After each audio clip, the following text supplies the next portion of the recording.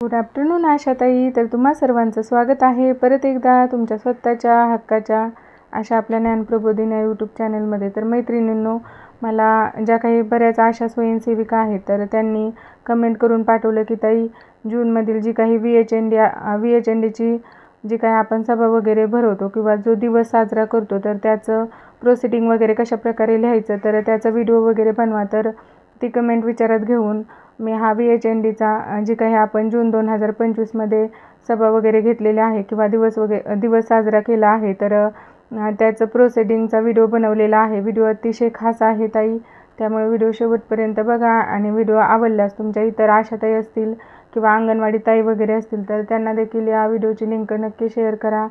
तर बघा, VHND जून 2025 village health nutrition day, ग्राम आरोग्य व पोषण दिवस आज दिनांक 21/6/2025 रोजी उपकेंद्र वीट येथे ग्राम आरोग्य व पोषण दिवस VHND साजरा करण्यात आला.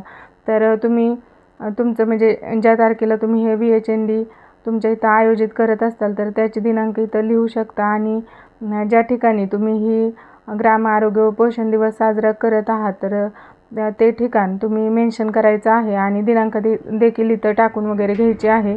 तर त्यानंतर बघा, यामध्ये 0 ते 5 बालके, गरोदर, स्तनदा, BP शुगर, कोमॉर्बिड तसेच 10 व 16 किशोरी मुली यांना बोलावून 0 ते 5 व गरोदर माता तसेच 10 व 16 वर्ष किशोरींचे लसीकरण पूर्ण करून घेण्यात आले.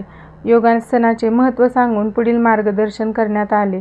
तसेच BP शुगर, कोमॉर्बिड लोकांची आणि गरोदर महिलांची जे काही BP किंवा शुगर आहे तर ते चेक करून आणि इतर उपस्थितांना आहार व लसीकरण विषयक समुपदेशन करण्यात आले. आहारात मोसमी फळे, हिरव्या पालेभाज्या, डाळी, दूध, अंडी यांचा समावेश करण्यास सांगितला.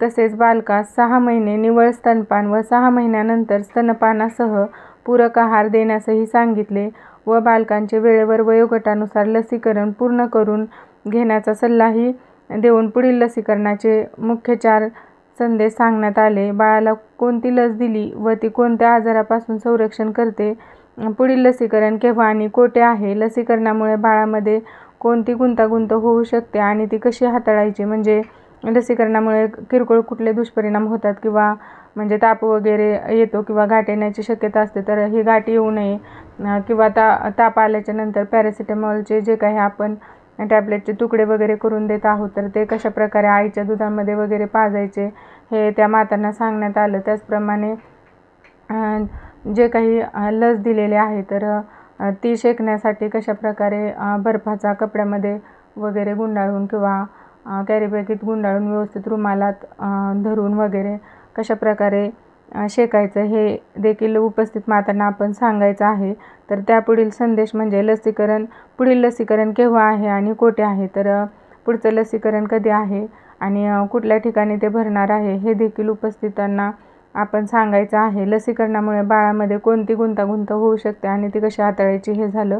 लसीकरण कार्ड सांभाळून ठेवणे आणि पुढील लसीकरणावेळी ते घेऊन येण्यास सांगायचं आहे. तर हे सर्व करून झाल्याच्या नंतर ज्या काही वजायनल pHच्या टेस्ट देखील करून घेण्यात आल्या.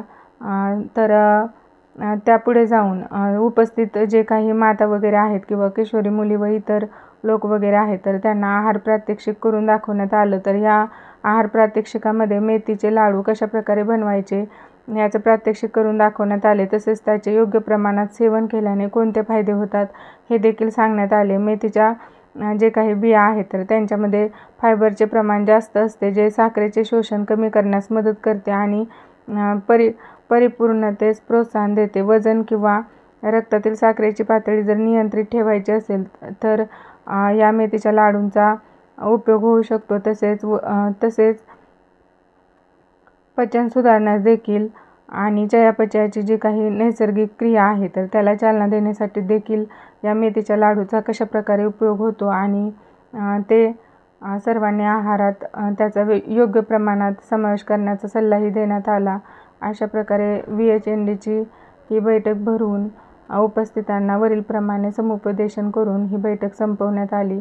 अशाच प्रकारचे VHND व तीनही माता बैठकी, किशोरी बैठकी यांचं प्रोसिडिंग वगैरे हवं असेल आणि आशा स्वयंसेविका यांच्याशी संबंधित जे काही मानधनाचे प्रश्न GR वगैरे असतील किंवा अपडेट्स वगैरे असतील तर त्याबद्दलचे जर व्हिडिओ हवे असतील तर या चॅनलला नक्की सबस्क्राईब करा आणि इतर तुमच्या मैत्रिणींपर्यंत देखील या चॅनलची लिंक नक्की पोहोचवा आणि कमेंट करायला विसरू नका की कुठल्या टॉपिकवरती व्हिडिओ हवा आहे. धन्यवाद.